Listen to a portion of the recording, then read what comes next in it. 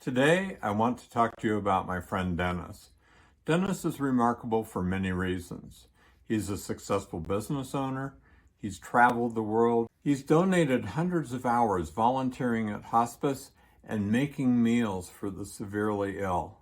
He has more friends, true friends, than anyone I know.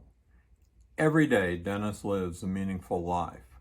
But what is more remarkable than his meaningful life is his death. And I mean that literally. Dennis has died 3 separate times. And today, he's going to talk to us about what he learned on the other side. I'm Harv Bishop, and this channel is for everyone who wants to use emerging ideas to transform their spiritual lives. Dennis was born with a genetic condition that for him has resulted in lifelong heart issues. He has had 69 surgeries in 70 years of life. 24 of those surgeries were when he was a child.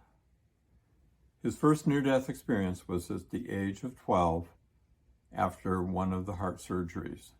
Here's Dennis telling the story.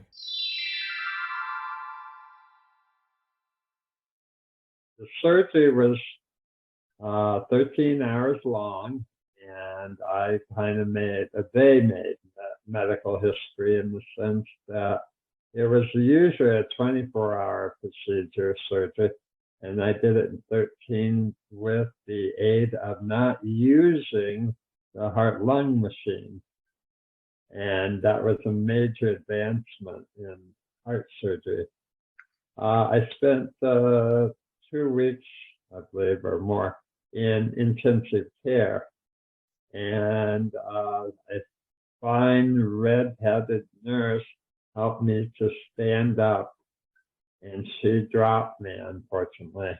And she rinsed her back. And that's when I had my first near-death experience. And I thought, oh, this is really going to hurt. So I was able to leave my body and watch them come in and work on her and work on me. And I was able to connect with my grandmother. My grandmother, I can still see her sitting on that red vinyl kitchen chair out with the green grass all around her. And she was very glad to see me.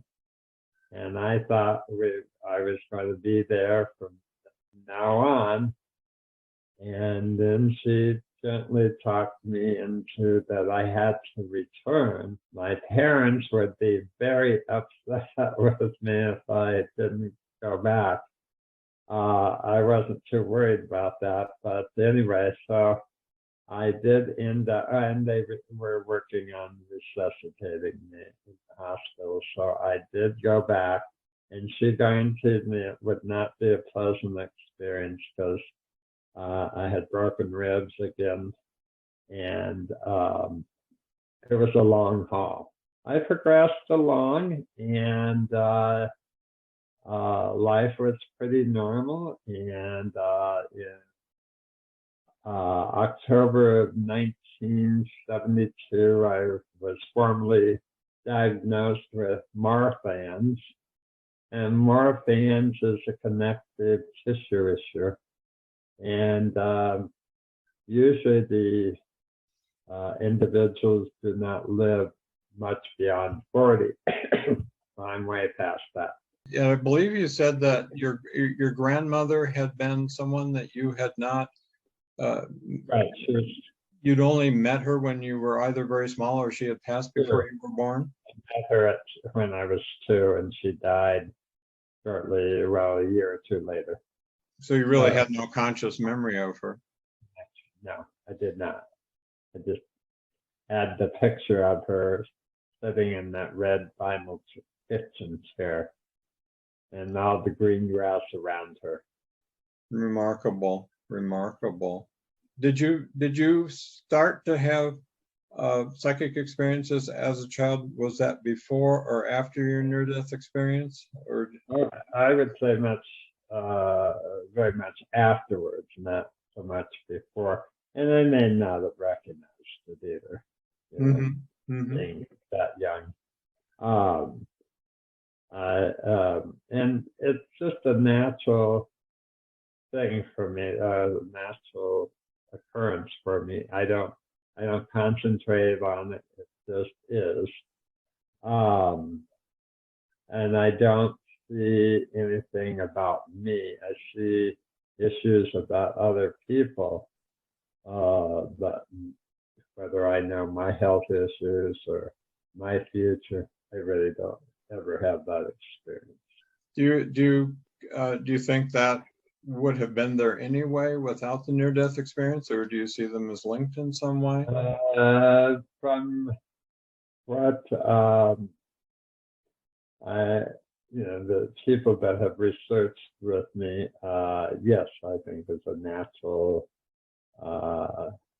thing for me.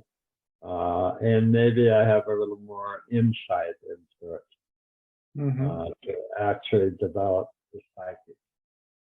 I'm not as in tune to it of late, because I just don't do it, concentrate on it. I still have incidences of having psychic experiences, yes. And did you tell anyone what had happened to you after this childhood experience, or did you just kind of keep it to yourself? Oh, initially I kept it to myself, very much so. So I had a professor in college, sociology, and I was not a big fan of this sociology class. It was about 125 students. So the back row, we agreed, it was a 5-hour course, so we each agreed that we would take a day, and my day was Thursday. So I sat in and took notes. And I figured nobody would notice me up, on the top. So he called my name, and I'm doomed because, I hadn't attended the other days. So he said, I think you're psychic. And I thought, wow, I'm clear way up there, and he thinks I'm psychic way down here. So he said, there's a study going on, and it's actually with some Russian scientists. So there were 42 of us in the study, ranging from the age of 4 to 92. And they worked with us.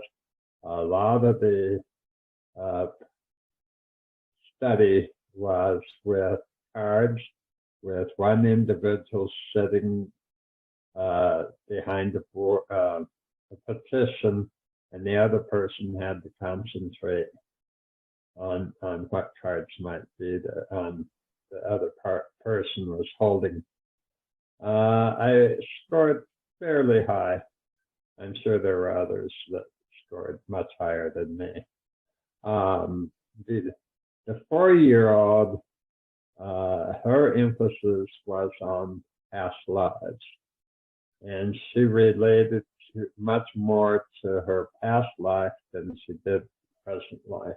And she was Irish, and even the frog would come out once in a while.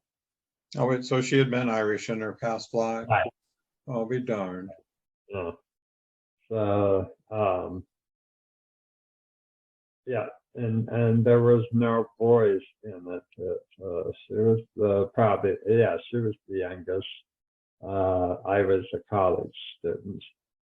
And these scientists, and you, I believe, Harv, have done a little more research about the scientists that worked on that. And that was in the 1970s.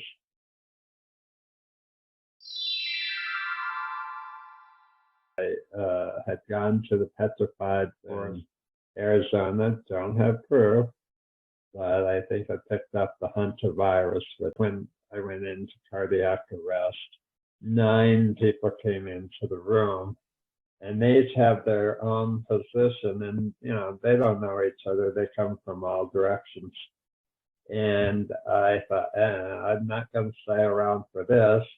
So I watched a little bit, working on me, and I left. Oh, but there's one other thing. I had a friend that is a Catholic nun, and they asked her to leave, and she said, "Nothing doing. I'm a nun. I'm staying right here." So she was witness to it all. So I proceeded going on that, and there was a waiting room I had never been to, but they moved all the individuals that had been concerned about me and were at the hospital.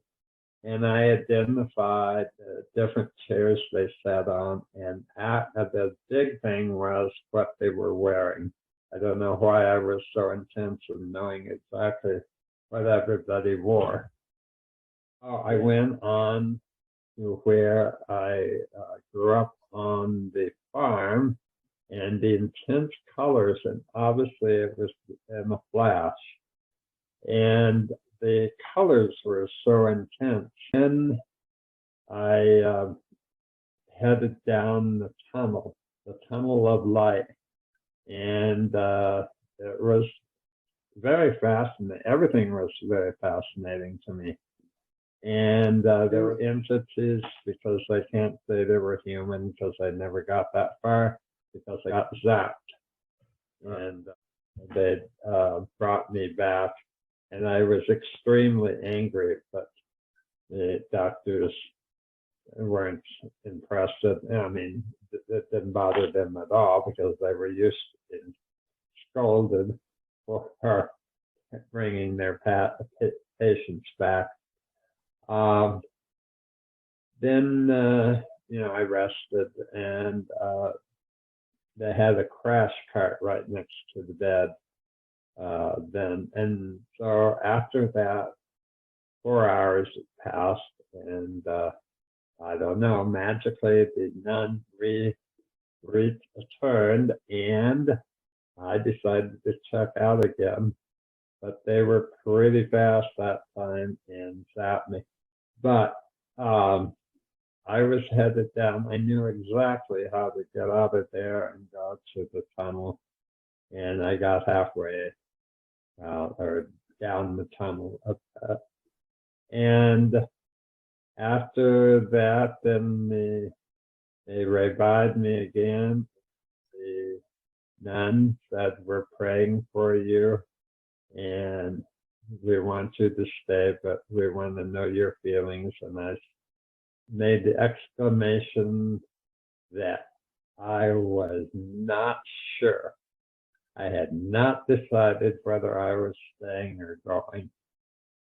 So that ended that, and my recovery then proceeded. The third experience, it then same day, because they responded so quickly, right? That I did get out of there for a bit.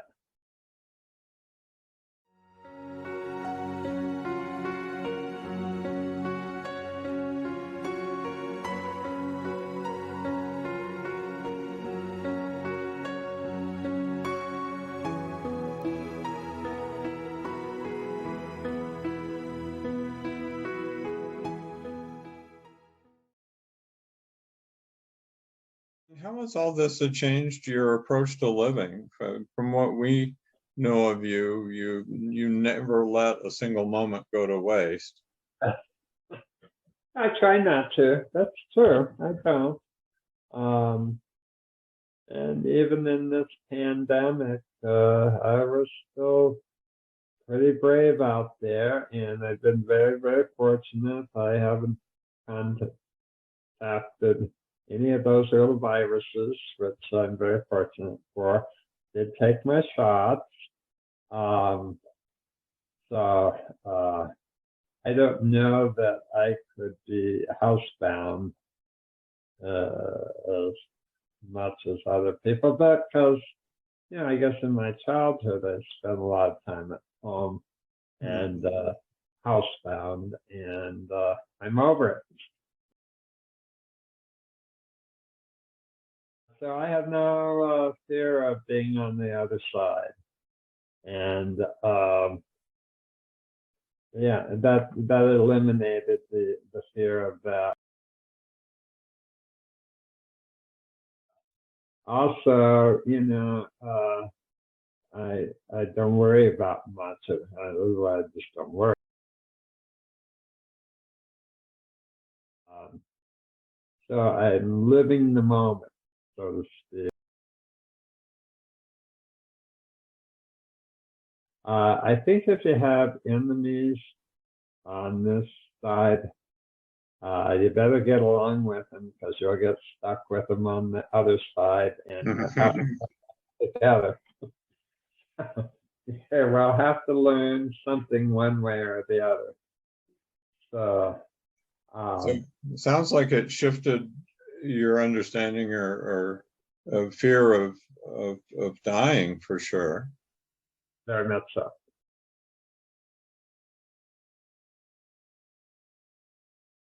So I worked with hospice for 6 years, Mm-hmm. and that was very reassuring to me. And also, it's a very positive environment for a negative situation, or what most patients would term. And I would say you get to win either way. If you get better, you win. If you change and go the other direction, you win on that direction. So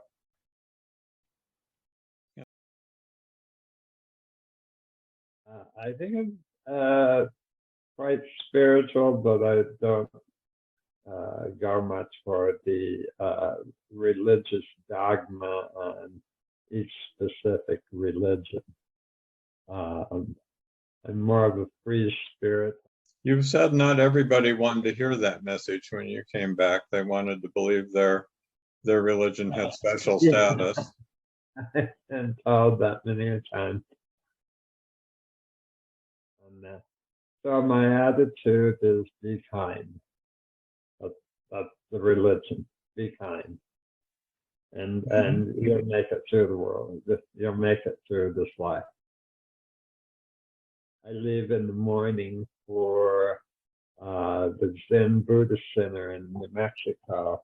And so I've followed the Zen Buddhists for a number of years, but I'm not going to study all their doctrine.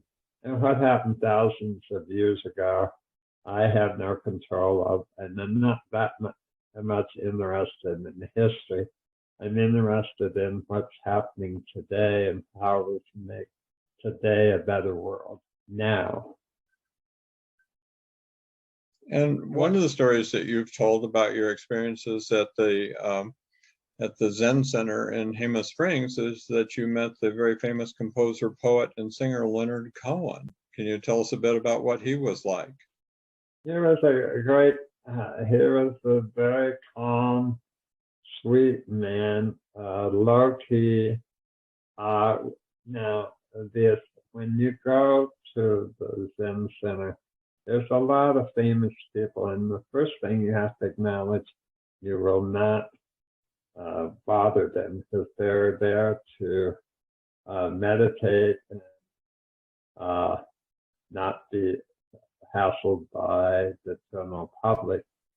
So I met Leonard out on the lawn, and we sat and talked for hours.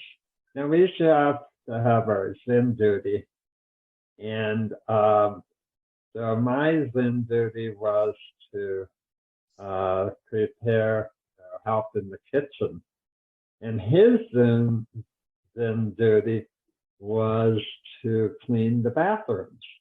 So he lowered his standards of what he's used to, and he was so fun, and we laughed a lot, lots of humor, and he wrote many songs while he was there, and so he did a concert in Denver at Red Rocks. I believe he was 77 at that time. And he sent me tickets.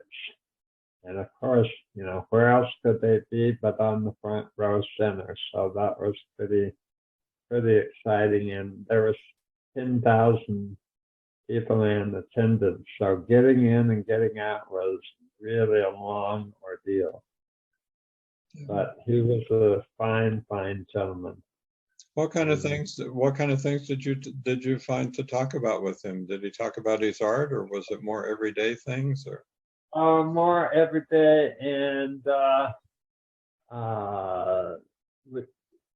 we laughed a lot, so we must have been telling jokes or whatever. And just sitting, talking. We didn't talk about his music as such, because he was there to be anonymous. I don't think I ever addressed him as Leonard Cohen, but I guess we knew that I knew him. And you joined at some point, as I recall, a support group for near-death experiencers. Yes. What did you learn with that? Near-death experience people, and it's still in Boulder, I believe. And I attended that for about a year. I mean, once you get, after you've heard enough, you've heard enough. But I was really frustrated when I went there. My computer broke, my watch broke, anything electrical I touched broke, because my electromagnetic system was all fouled up. And that I found out lots of people with near-death experience have those issues afterwards. How long did that? About 18. Pardon? 18 months. Oh, wow. So one of the interesting books I've read is Raising Lazarus by Dr. Robert Pinsack. And his experience of near-death was quite remarkable. He wrote quite an interesting book for people wanting to do research and more involvement in it. Mm-hmm. And you eventually ended up becoming friends with him, and yes. were interviewed for by him. Right. So yeah, he's a great guy. He's super active, and he had a heart transplant, and it's amazing. His activity level is astounding. So he's a very bright gentleman.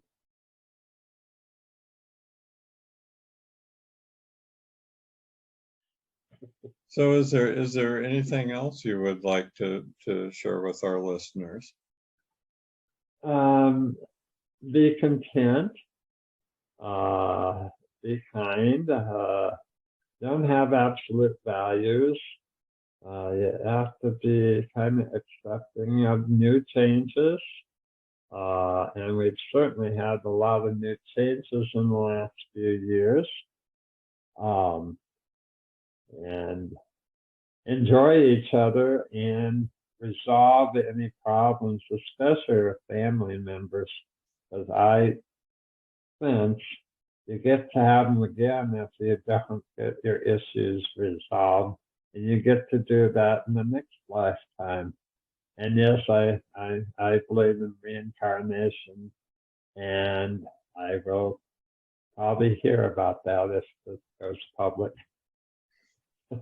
So with all the ups and downs that we've had the last couple of years globally and as a society, do you think your experiences helped you be more resilient with the last couple of years? Yes, I shut off my TV. So what I don't know it hasn't hurt me yet. What I don't know, it hasn't hurt me.